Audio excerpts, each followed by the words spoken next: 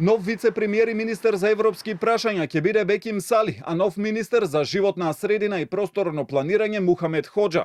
Од владата за Канал 5 потврдија дека ова се предлозите кои ги добиле од коалицијскиот партнер Вреди и кои веќе се доставени до собранието.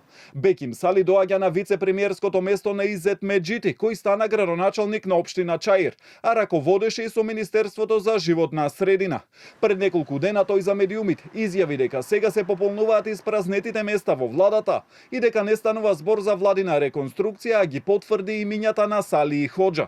Останува нејасно кој ќе седне во испразнетото заменик министерско место за одбрана и дали и кога ќе има промени во други министерства со кои раководи Вреди. Предходно во медиумите се појавија информации дека актуелниот министер за здравство Азир Алију ќе биде нов директор на Агенцијата за електронски комуникации. Дел од информациите беа и дека во Министерството за социјална политика Хашим Муртезани треба да го замени актуелниот министер Фатмир Лимани, а Орхан Муртезани да замине како амбасадор во НАТО.